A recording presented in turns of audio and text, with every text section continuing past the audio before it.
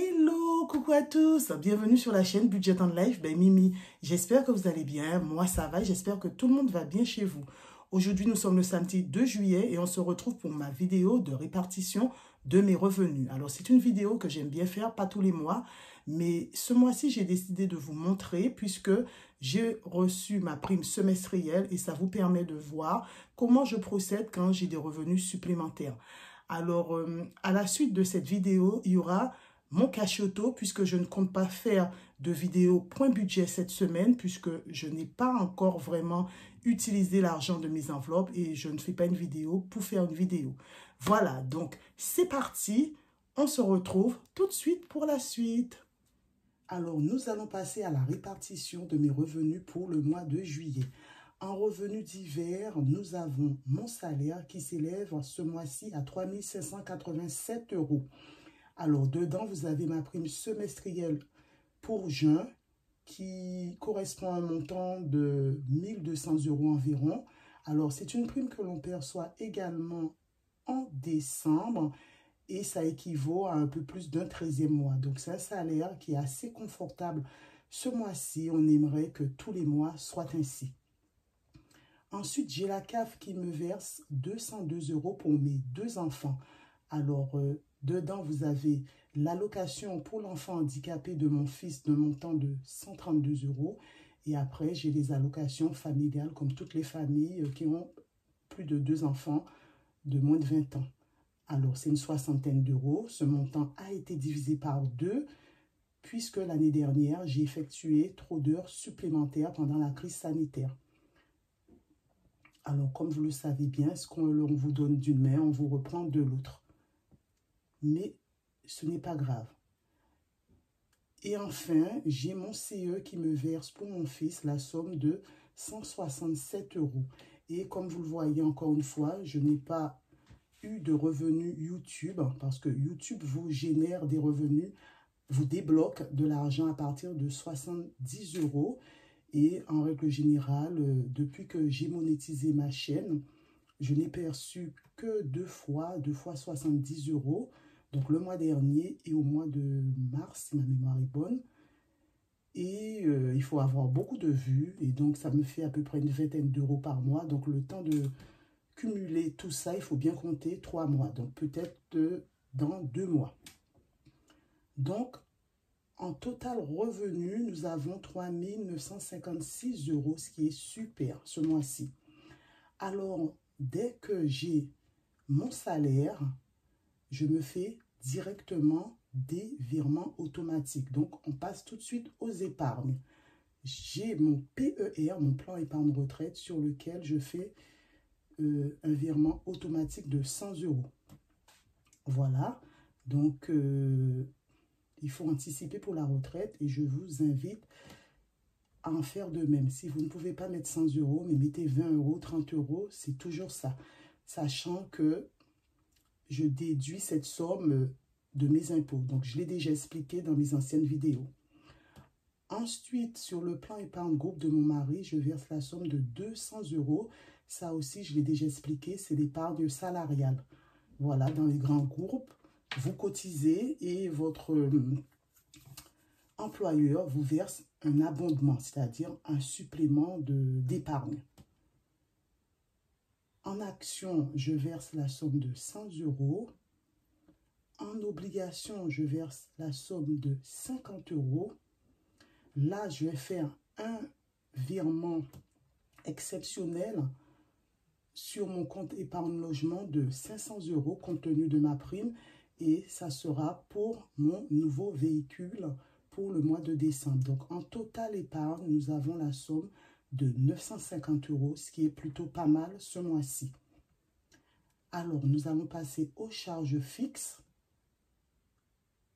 Ça me fait un total de 1100 €. Comme d'habitude, je n'ai pas détaillé. C'est toujours le même montant. Ce montant a été augmenté de 50 €. Non, de 100 €, je crois. Oui, 50 € pour l'alimentation et 50 € pour l'énergie. Donc, dedans, je vous ai dit, vous avez mon crédit immobilier, l'assurance emprunteur du crédit immobilier, l'assurance maison, le gaz, l'électricité, l'eau et l'alimentation, puisque l'alimentation, je mets en charge fixe, puisque c'est toujours le même montant. En charge variable, nous avons, alors j'ai mis Crous Lulu, la fac est finie, mais ce mois-ci, je donne quand même 80 € à ma fille, puisqu'elle travaille le mois complet, et donc ça va lui servir pour manger le midi. En essence de 120 €, je suis passée à 200 €, puisque Lulu va prendre mon véhicule, et donc il a fallu augmenter l'essence. Mon portable, c'est toujours 10 €. Là, vous avez ma carte bancaire, donc c'est un prélèvement annuel, c'est 45 €. Je sais que dans les banques en ligne, c'est gratuit, mais moi, je préfère rester avec ma banque physique. L'assurance de ma carte bancaire, Kietis, 35 €. Là, j'ai le prélèvement Sud Santé, je suis syndiquée, 31 € tous les 3 mois. Ensuite, ce mois-ci, je vais avoir mon assurance véhicule. Donc, c'est quelque chose normalement que je fais grâce aux enveloppes et que je paye annuellement. Mais compte tenu des déboires que j'ai eu avec mon véhicule, je n'ai pas pu avoir cette somme. Donc, je vais payer en partie avec ma prime semestrielle. Donc, ce mois-ci, je mets 400 € de côté. Et le mois prochain, je prendrai 200 € dans mes revenus pour faire la somme totale. Donc, pourquoi ça me fait aussi cher cette année? Puisque j'ai assuré ma fille et normalement, j'étais censée payer 279 €. Mais vu que j'assure ma fille, ça me fait 423 € de plus et ça me fera un montant total de 686 €. Donc, voilà. Et en totale charge variable, nous avons la somme de 801 €. En épargne enfant, ce mois-ci, j'ai décidé de ne rien verser sur le livret A de Lulu. Donc, les 100 € que je devais mettre sur son compte vont m'aider à payer l'assurance voiture. Voilà comment jongler. Donc, je mets juste sur le livret jeune de mon fils 50 €. Comme vous le savez déjà, dette, je n'ai pas de dette si ce n'est ma maison. Mais d'ailleurs, dès la rentrée prochaine, j'ai un nouveau challenge et je ne vous en dis pas plus. Et là, vous avez les enveloppes. Comme d'habitude, Noël 50 €, cadeau 50 €, voiture 100 €, restaurant 100 €, shopping 100 €, divers 50 €, loisirs 50 €, beauté 50 €. J'ai mis Pass Navigo, mais normalement, ce n'est pas Pass Navigo, c'est vacances, mais ce n'est pas grave, 50 € et total enveloppe 600 €. Donc, vous voyez bien, quels que soient mes revenus, le montant de mes enveloppes ne varie pas. C'est le montant de mes épargnes qui augmente. En total général, nous avons la somme de 3 501 € et en solde final, nous avons la somme de 455 €. Donc, avec ces 455 €, je ferai un don, comme je fais en général tous les mois. Et si je ne le fais pas un mois, le mois d'après, je donne le double. Voilà. Je ferai mon cachetot et ce qui me restera me servira à partir en vacances. Voilà les amis, je pense vous avoir tout dit. J'espère pouvoir vous aider avec mon budget pour le mois de juillet. Donc, on revient à mon petit graphique. J'allais oublier mon petit graphique.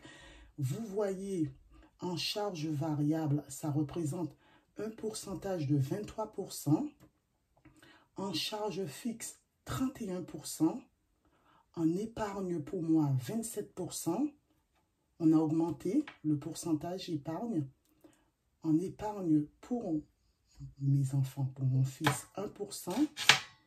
Et en total enveloppe 17%. Donc, c'est plus parlant encore une fois. Ça me permet de voir la répartition en pourcentage de mes revenus par rapport à mon salaire. Voilà.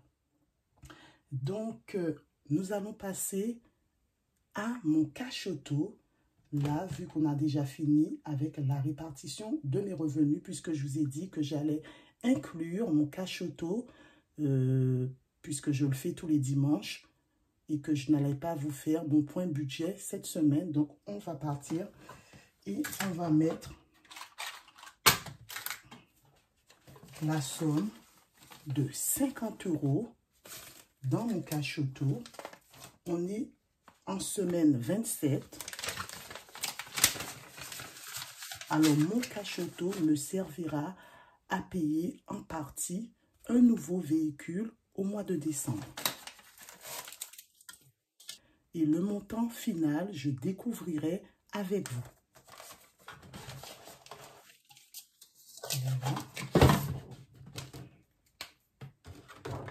Et là, on va colorier la semaine 27.